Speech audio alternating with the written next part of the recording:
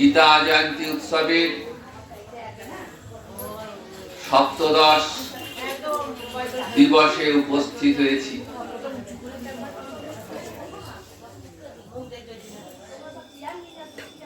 আগামীকাল অষ্টাদশ অধ্যায়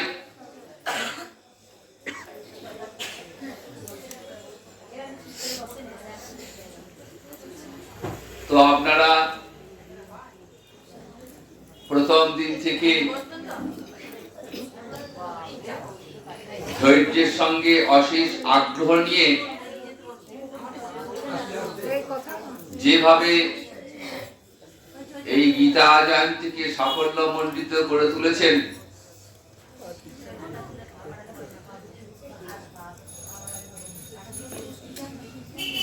তার জন্য কোনো প্রশংসাই যথেষ্ট নয়। আপনাদের ভক্তি আগ্রহ আজ এই গীতা জয়ন্তীকে সুন্দর করে তুলতে সাহায্য করেছে।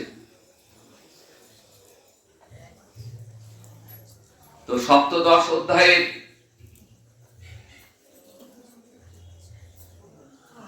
যে মন্ত্র আমরা উচ্চারণ করলাম, সেই মন্ত্রের অর্থগুলো আমাদের জানা প্রয়োজন। নাহলে কি পড়লাম বুঝতে না পারলে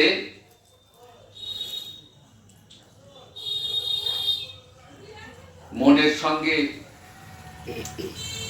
সেটা ঠিক মিলবে না। তাই আমরা এই অধ্যায়ের আলোচ্য বিষয়টা একটু সংক্ষেপে আলোচনা করব। সময়ের সংক্ষিপ্ত, কারণ আজকে যেহেতু একাদশী, মোক্ষদা একাদশী, একটু হরিবাসর আমাদের করতে হবে। সংক্ষেপে যতটা বলার সম্ভব আমি বলার চেষ্টা করব। কুরুক্ষেত্রের যুদ্ধ শুরু হয়েছিল অঘ্রাণ মাসের শুক্লপক্ষের ত্রয়োদশী তিথিতে। বৃশ্চিক লগ্নে মেষ রাশিতে ভরণী নক্ষত্রে, ভারতীয় সময় 6টা 17 মিনিট, 3179 খ্রিস্টাব্দে, খ্রিস্টপূর্ব।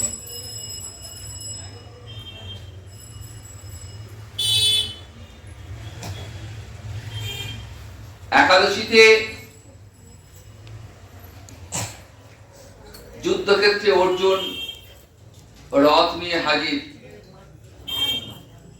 ভগবান শ্রীকৃষ্ণের রথের সারথি।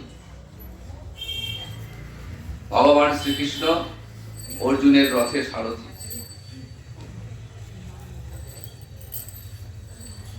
যুদ্ধ করবেন না, অর্জুন মনস্থির করেছেন যে তিনি যুদ্ধ করবেন না। দ্বিধাগ্রস্ত, ভাবছেন যুদ্ধ করা ঠিক নাকি যুদ্ধ না করাটাই ঠিক। দ্বিধাগ্রস্ত হয়ে ধনুর্বাণ ত্যাগ করে বসে পড়েছেন, যুদ্ধ করবেন না। এই বিষাদগ্রস্ত অর্জুনকে তখন ভগবান গীতার এই উপদেশ শোনালেন। তাই শুক্লপক্ষে যে একাদশী তিথি, অর্থাৎ আজকের দিনে গীতার আবির্ভাব, আজকেই কুরুক্ষেত্রের রণাঙ্গনে দাঁড়িয়ে ভগবান শ্রীকৃষ্ণ অর্জুনকে উপলক্ষ করে সমগ্র বিশ্বের জগৎকে গীতার বাণী শুনিয়েছেন। যুদ্ধের দশম দিনে ভীষ্মের পতন, এবং ওই দিন রাতে সঞ্জয় হস্তিনাপুরের রাজধানীতে উপস্থিত হলেন। ভোরবেলায় ধৃতরাষ্ট্রকে যুদ্ধের বর্ণনা দিচ্ছেন। সঞ্জয় ছিলেন ধৃতরাষ্ট্রের সচিব বা অমাত্য।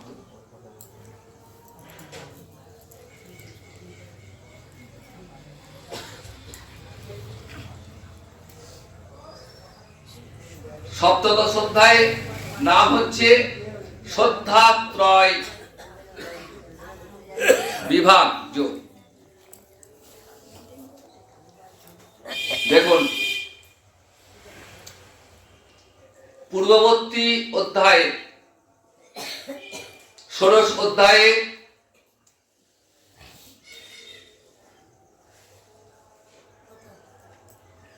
ভগবান শ্রীকৃষ্ণ অর্জুনকে বলছেন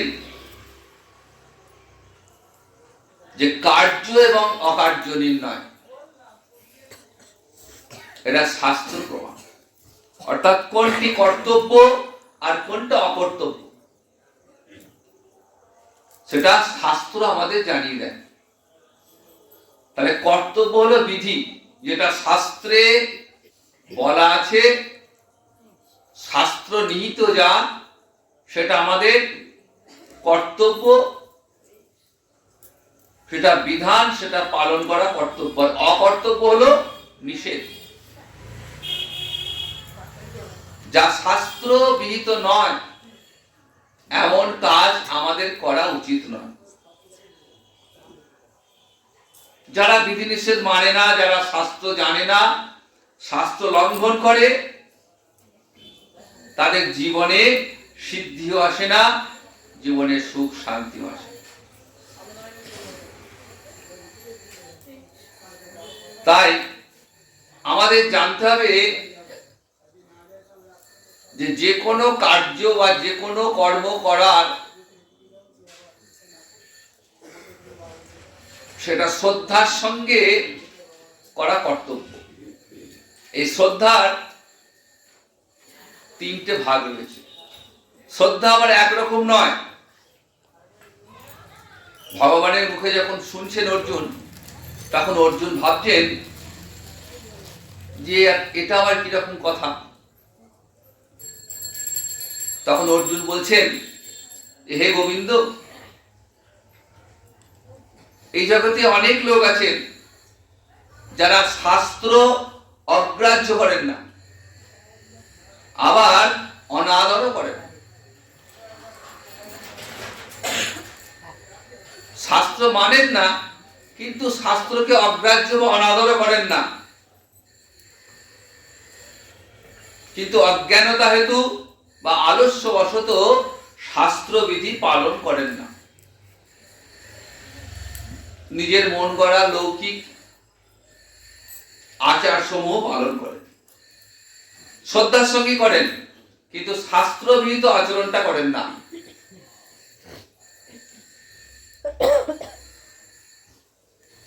তো তাদের শ্রদ্ধাটা কোন শ্রেণীর মধ্যে পড়বে?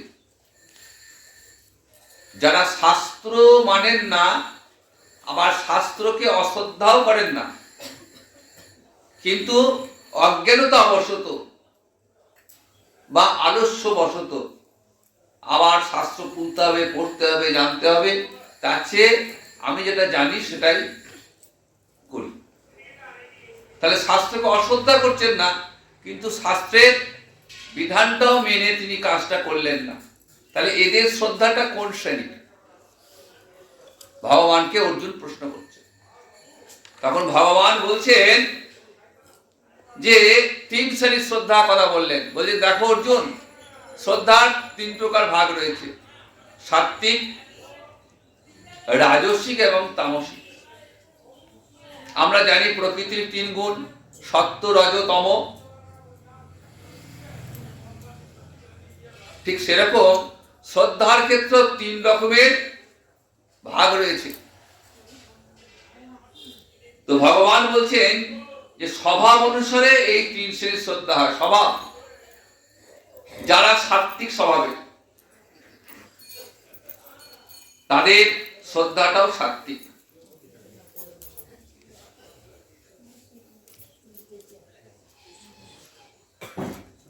যারা রাজসিক, তাদের স্বভাবটা হবে রাজসিক, এবং যারা তামসিক, তাদের শ্রদ্ধাটাও হবে তামসিক।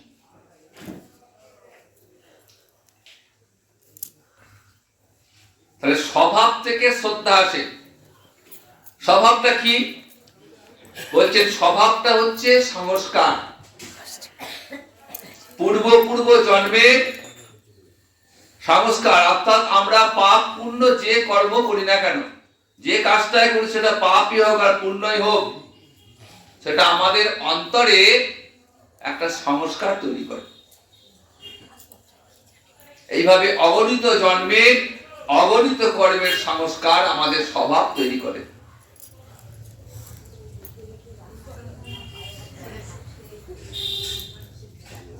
এই স্বভাব থেকে শ্রদ্ধার সৃষ্টি।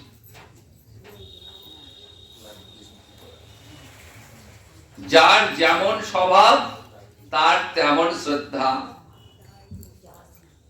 এই সপ্তদশ অধ্যায়ে 3 নম্বর শ্লোকে ভগবান এই শ্রদ্ধার কথা বললেন। সত্যানুরূপা সর্বস্ব শ্রদ্ধা ভারত।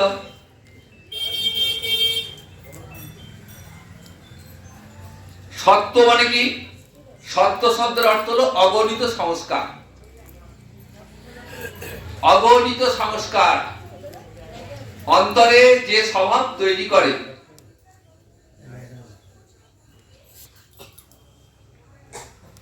তার মধ্যে কতগুলি প্রবল হয়ে ওঠে এবং সেগুলি এক একটি জন্মকে নিয়ন্ত্রণ করে। আর যে সংস্কারগুলি ফলোন্মুখ হয়ে আমাদের জন্ম হয় সেগুলিকে বলি প্রারব্ধ। আর বহু সংস্কার সঞ্চিত অবস্থায় থেকে যায়, সেগুলো থেকেই যায়। যার অন্তরে যেমন স্বভাব তার শ্রদ্ধাটাও সেগুলো। সাত্ত্বিক স্বভাব যার, তার মধ্যে সত্যগুণ প্রবল, তারা দেবতার পূজা করেন। আর যার মধ্যে শুদ্ধ সত্য রয়েছে, এই সত্যের আবার দুটো ভাগ রয়েছে, একটা মৌলিক সত্য আর একটা শুদ্ধ সত্য। শুদ্ধ সত্য যাদের, তারা ভগবানের সেবা করেন। আর যাদের মলিন সত্য, সেই মলিন সত্যটা মায়ার অধীন। শুদ্ধ সত্যটা কিন্তু মায়াধীন নয়, কিন্তু মলিন সত্যটি মায়ার অধীন। আর এই সত্যগুণের মানুষের জ্ঞান, বুদ্ধি, আচার আচরণ সবই উন্নত শ্রেণী, সব উন্নত শ্রেণী।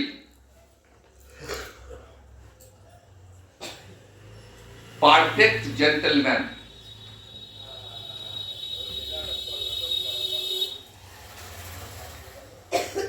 ভদ্রলোক যাকে বলা হয়, তাদের মধ্যে মানবিকতা রয়েছে, প্রীতি রয়েছে, মমতা রয়েছে, ভালোবাসা রয়েছে, শাস্ত্রের প্রতি শ্রদ্ধা রয়েছে, গুরুজনদের প্রতি শ্রদ্ধা রয়েছে, বিভিন্ন নৈতিক গুণের সমাবেশ তাদের মধ্যে হয়। এটা যারা সত্য গুণের অধিকারী, যাদের স্বভাব সত্য গুণের, তাদের মধ্যে এগুলো দেখা যায়। আর যাদের মধ্যে রজগুণের প্রাধান্য, তারা দেবতার পূজা টুজা করে না, তারা কি করে? যক্ষ রক্ষের পূজা। যক্ষ মানে ধন সম্পত্তি সঞ্চয় করা। যক্ষের ধন বলি না, ধন সম্পত্তি আগলে রেখে দেয় এবং তারা অর্থ বিত্ত ছাড়া কিছুই জানে না। দেখবেন আমাদের এই সমাজে আমাদের অনেক মানুষ আছেন যারা সঞ্চয় করতে ভালোবাসেন। সঞ্চয়ী মানুষ, শুধু সঞ্চয় করব কিন্তু কোনো খরচ করব না, এরা যক্ষের পূজারী। আর রক্ষ মানে রাক্ষস।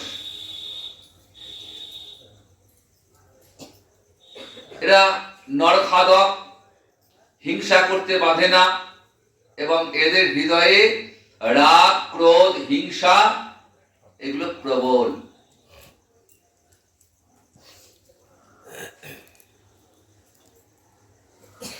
আর তামসিক, এরা খুব নিচু শ্রেণী। এরা আবার ওই ভূত প্রেত পিশাচ এই সমস্ত নিয়ে পূজা করতে ভালোবাসে।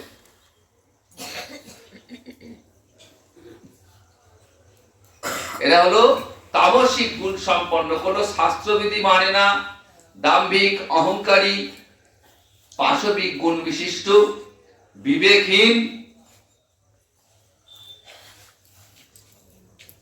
এদের তপস্যাটা ঘোর তপস্যা। রাবণ, হিরণ্যকশিপু এইরকম ছিলেন, এবং এদের তপস্যা সমাজের পক্ষে অহিতকর। হিরণ্যকশিপুর তপস্যা করে কি চেয়েছিলেন? অমরত্ব লাভ চেয়েছিলেন। আমি স্বর্গ, মর্ত্য, পাতালে, ত্রিভুবনে যেন আমাকে কেউ মারতে না পারে। স্বর্গের দেবতারা অত্যাচারিত, মনুষ্য লোকে অত্যাচারিত হিরণ্যকশিপুর দ্বারা। এরা তামসিক গুণ সম্পন্ন, এদের হৃদয়ে দয়া, মায়া, ভালোবাসা, শ্রদ্ধা কিচ্ছু। তাহলে স্বভাব ত্রিবিধ, সত্য, রজ, তম। গীতার 4 নম্বর শ্লোক, যজন্তে সাত্বিকা দেবান যক্ষ রক্ষাংসি রাজসা প্রেতান ভূত গণাংসান্নে যজন্তে তামসা জনা। দেখবেন 4 নম্বর শ্লোকে এই স্বভাব, ত্রিবিধ স্বভাবের কথা বলছেন। শ্রদ্ধাটা কিন্তু উপাসনার বিষয়, মনের বিষয়। যজ্ঞ, দান, ব্রত, নিয়ম, এই সব কিছু মূল কথা হলো শ্রদ্ধা। আমি যে কাজই করি না কেন তার সঙ্গে কিন্তু শ্রদ্ধা অবশ্যই দরকার। এই শ্রদ্ধার সঙ্গে 3টি বিষয় যুক্ত: আহার, যজ্ঞ এবং তপস্যা। শ্রদ্ধার সঙ্গে আহারের সম্পর্ক আছে। যেমন যেমন আহার হবে তেমন তেমন শ্রদ্ধা আসবে। আহার কাকে বলি? বললেন আহ্রিয়তে ইতি আহার। ইন্দ্রিয় দ্বারা বাহির হইতে যে বিষয় গ্রহণ করা হয়। বাইরে থেকে যে বিষয়টা আমরা গ্রহণ করি সেটাকে বলা হয় আহার। আর ভিতর থেকে যেটাকে আমরা বাইরে উৎসর্গ করি সেটার নাম হচ্ছে যজ্ঞ। তাহলে আহার হলো নেওয়া, যজ্ঞ হলো দেওয়া। আর বিশেষ কোন লক্ষ্য বস্তু প্রাপ্তির জন্য যে উদ্যম, তার নাম তপস্যা। ভগবান এটাও পরিষ্কার করলেন অর্জুনের কাছে, আহার, যজ্ঞ এবং তপস্যা, এই ত্রিবিধ ভেদ।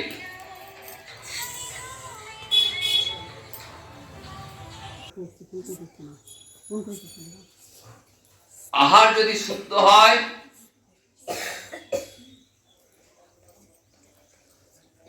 স্বভাবটাও শুদ্ধ হবে। শুদ্ধ আহার মানে আহার সংশুদ্ধ, সত্য সংশুদ্ধি।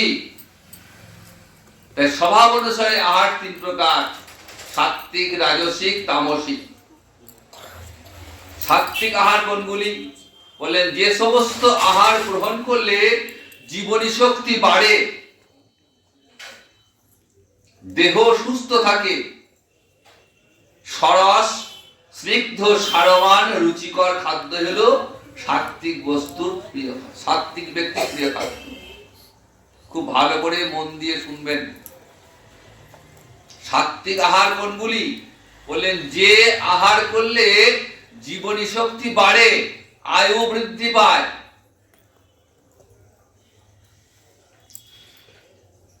আয়ু বৃদ্ধি হয়, দেহ সুস্থ থাকে, সরস, স্নিগ্ধ, সারবান, রুচিকর খাদ্য হলো সাত্ত্বিক ব্যক্তির প্রিয় খাদ্য। রস্যা স্নিগ্ধা স্থিরা হৃদা আহারা সাত্বিকা প্রিয়া। এই আহার করলে কি হয়? আয়ু বাড়ে, উৎসাহ বাড়ে, বল বৃদ্ধি হয়, আরোগ্য লাভ হয় এবং চিত্তের প্রসন্নতা বৃদ্ধি পায়। সাত্বিক আহার করলে কি হয়? সাত্বিক আহার করলে ভজন সাধনটাও ঠিকঠাক, কারণ আহারের সঙ্গে ভজনের একটা সম্পর্ক আছে। কোন আহার? কারণ হচ্ছে আমরা যে আহারটা গ্রহণ করি সেই আহারটার তিনটে ভাগ হয়। একটা অংশ মল মূত্রাদি রূপে বাইরে বেরিয়ে আসে, একটা অংশ দেহে রস তৈরি করে, রক্ত তৈরি করে, আর একটা সূক্ষ্ম অংশ আহারে, সেটা দিয়ে তৈরি হয় মন। সুতরাং আহারের সঙ্গে মনের একটা গভীর যোগাযোগ রয়েছে। আহার যদি শুদ্ধি না হয় তাহলে মনটা শুদ্ধি হবে না, আর মন যদি শুদ্ধি না হয় তাহলে ভগবত ভজনটিও হবে না। তাই চিত্ত শুদ্ধির জন্য আহার শুদ্ধি প্রয়োজন। যারা বৈষ্ণব জন, এই জন্য তারা প্রসাদ ভোজন করেন, কারণ গোবিন্দকে নিবেদিত প্রসাদ সাত্বিক আহার। এই আহারে দেহ মন পবিত্র হয়, মনটা শুদ্ধ হয়। আর যারা রাজসিক স্বভাবের, তাদের খাবারটা কেমন বললেন? তাদের খাবারটা অতি কটু, অর্থাৎ ঝাল, অতি অম্ল, টক, লবণযুক্ত, অতি উষ্ণ, তীক্ষ্ণ, এবং এই আহার দুঃখ, রোগ, শোক উৎপাদন করে। তাহলে আমরা যারা প্রসাদ খেতে গিয়ে প্রসাদের বিচার করি, লবণ কম হয়েছে, ঝাল কম হয়েছে, মিষ্টি কম হয়েছে, এবার খাওয়ার সময় চিন্তা করবেন এগুলো কি বলা হয়? রাজসিক আহার। এই কথাগুলো বললে রাজসিক আহারের পর্যায়ে পড়ে যাবেন। সুতরাং প্রসাদ পেতে গিয়ে প্রসাদ যেমনই হোক, প্রসাদের কোনো সমালোচনা চলবে না। প্রসাদ মানে সেটা আগে গোবিন্দ সেবা করেছেন, তিনি যখন সেবা করেছেন আমরাও সেটাই সেবা করব, কোনো সমালোচনা করব না। জাতা জামাঙ্গত রসং পুতি পর্যুষিতান্তে যৎ উচ্ছিষ্টাং ওপি চাবেত্তং ভজনং তামস প্রিয়ম। আর যারা তামসিক তারা আবার একটু বাসি খাবার খেতে ভালোবাসে। বাসি, পচা, নিরস, অপবিত্র এবং যাহা বহু আগে রাখা হয়েছে। অনেকে আছে খাবার নষ্ট করতে রাজি হন না, ফ্রিজে 3 দিন 4 দিন 5 দিন জমিয়ে বাসি আহার, এবং তার স্বাদও খুব ভালো।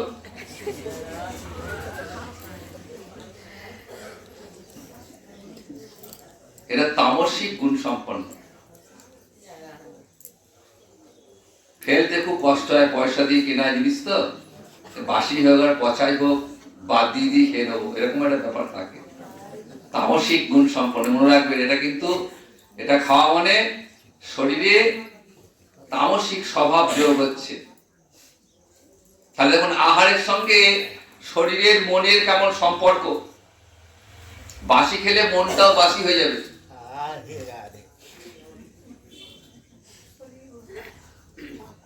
এরপর যজ্ঞের কথা বললেন। যজ্ঞ সেরকম 3 প্রকার। স্বভাব অনুসারে যজ্ঞ, যেমন যেমন স্বভাব তেমন তেমন যজ্ঞ। সাত্বিক স্বভাবে যারা, যাদের আহার শুদ্ধি আছে, তারা যে কোনো কাজই করুক না কেন, যে যজ্ঞ অনুষ্ঠানে হোক না কেন, কোনো ফলাকাঙ্ক্ষা থাকবে না। ফলাকাঙ্ক্ষা রহিত হয়ে যে যজ্ঞ, শাস্ত্রবিধি মেনে যে যজ্ঞ, সেটা হচ্ছে সাত্ত্বিক যজ্ঞ। যেমন যুধিষ্ঠির রাজসূয় যজ্ঞ করেছিলেন, কোনো ফল লাভের আশায় নয়।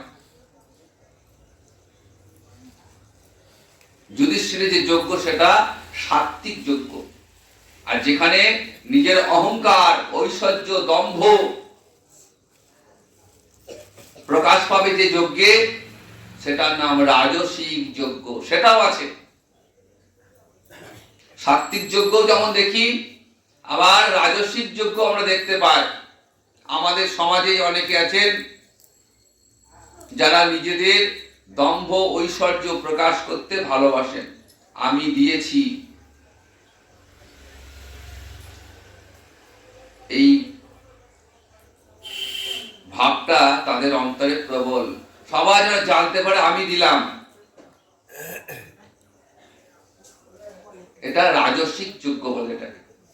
আর যে যজ্ঞ শাস্ত্রের বিধি নাই, শাস্ত্রে নাই, অন্ন দান আদি নেই, শাস্ত্রের মন্ত্র নেই, দক্ষিণা নাই, শ্রদ্ধা নাই, তাকে বলে তামস যজ্ঞ। শাস্ত্রে কিছু নেই,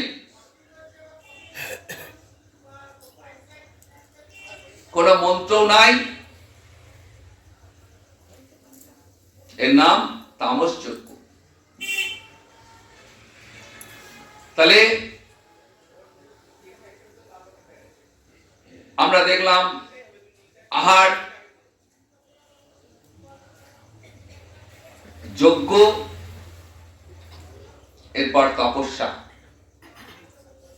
তপস্যা তিনটে ভাগ, একই ভাগ।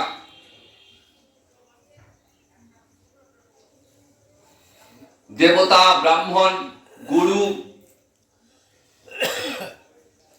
এদের পূজা, সুচিতা, সরলতা, ব্রহ্মচর্য, অহিংসা, এই সকল তপস্যাকে বলা হয় শারীরিক তপস্যা।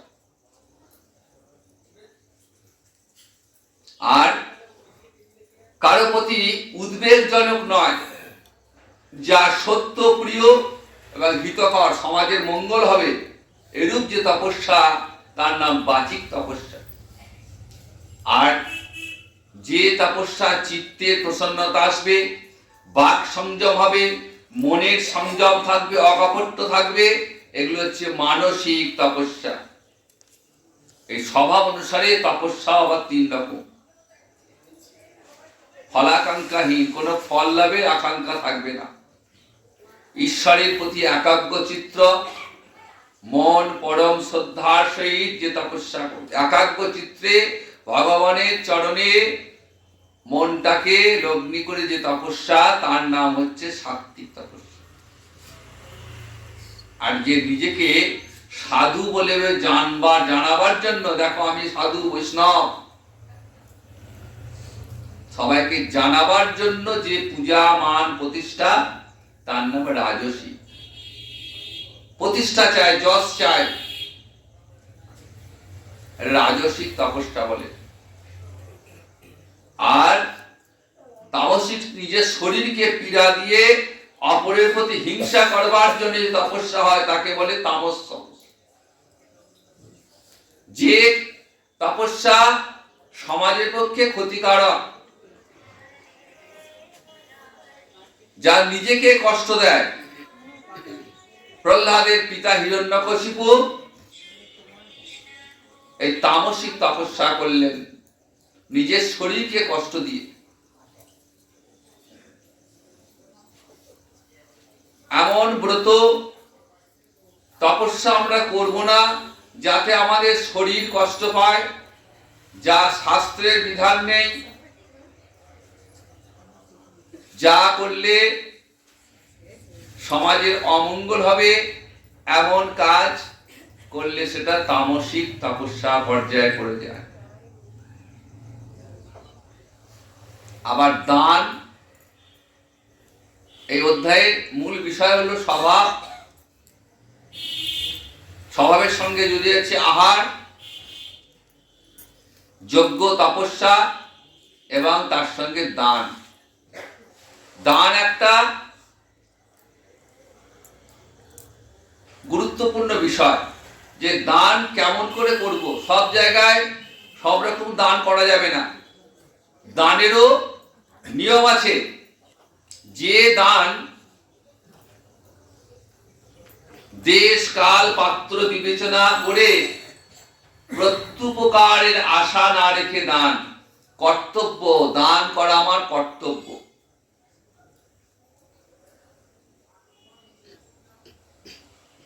এবং দান করে প্রতিদানের আশা না করাটাই সেটা হচ্ছে সাত্ত্বিক দান। সাত্ত্বিক দান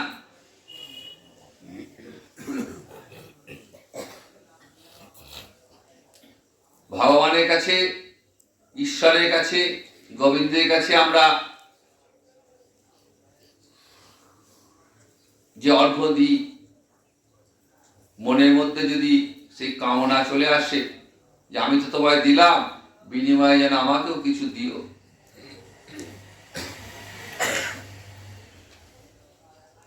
এটা কিন্তু তখন আর সে সাত্ত্বিক পর্যায়ে থাকলো না।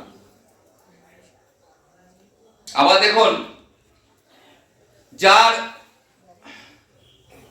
অন্ন বস্ত্রের সংস্থান নেই, যার সত্যিকারের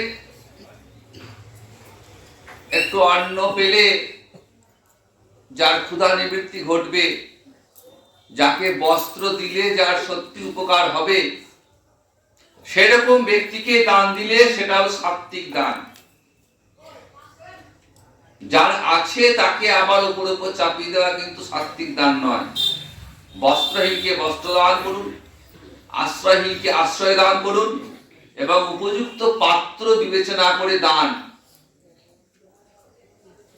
এই দানে ভগবান শ্রীহরি প্রীত হন।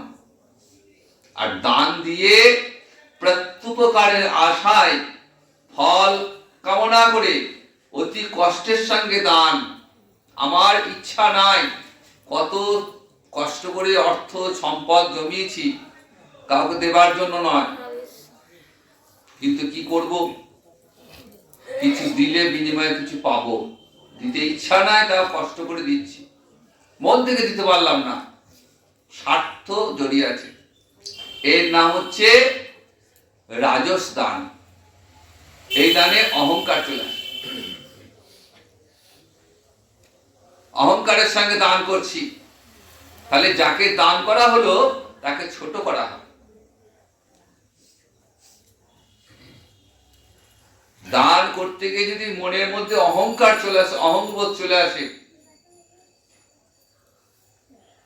আমি দিচ্ছি আর কেউ দিতে পারছে না, আমি দিচ্ছি, এই অহংবোধটা চলে আসলেই সেই দানটা কিন্তু ব্যর্থ হয়ে গেল। কারণ যাকে দিলাম তাকে ছোট করা হলো, এর নাম রাজস দান। আর অযোগ্য পাত্রে, অযোগ্য পাত্রে অনুপযুক্ত কালে এবং দেশে অবজ্ঞা সহকারে অশ্রদ্ধায় যে দান তাকে বলা হয় তামস দান। অশ্রদ্ধা করে, অবজ্ঞা করে যে দান, সেটার নাম তামস। এই অধ্যায়ে আরেকটা আলোচনার বিষয়, সেটা হচ্ছে ওম তৎসৎ। দেখবেন ওম তৎসৎ এই মন্ত্রের ব্যাখ্যা রয়েছে। ওম মানে, ওম হচ্ছে ভগবানের নাম, প্রণব বলি আমরা। অ,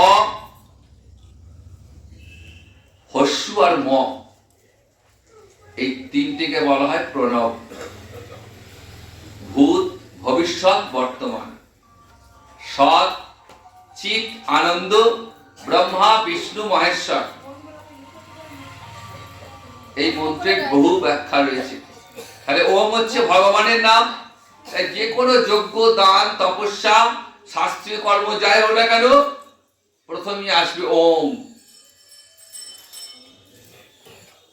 আমরা যে 18 দিন ধরে যে গীতার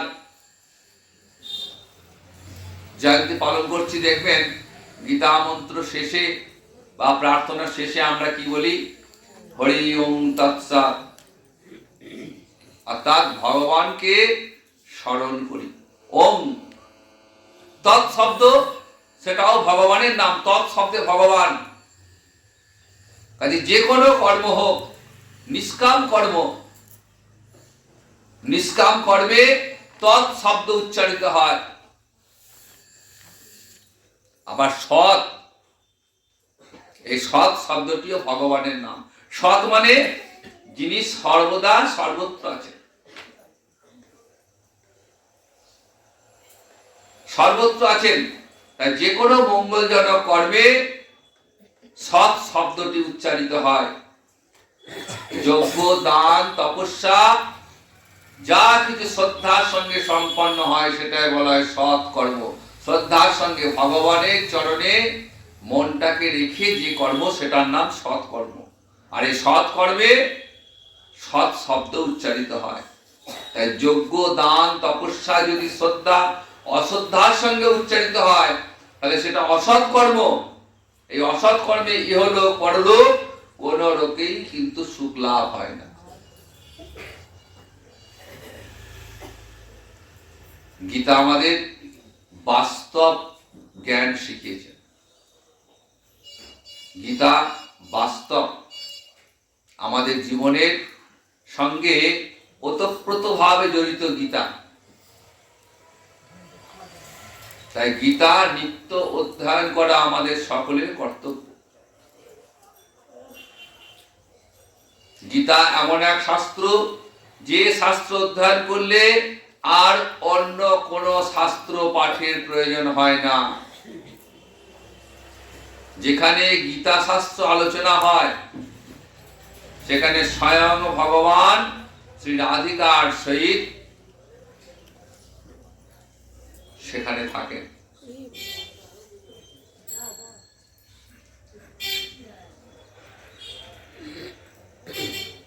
সুতরাং নিত্য গীতা পাঠ করা সকলের কর্তব্য।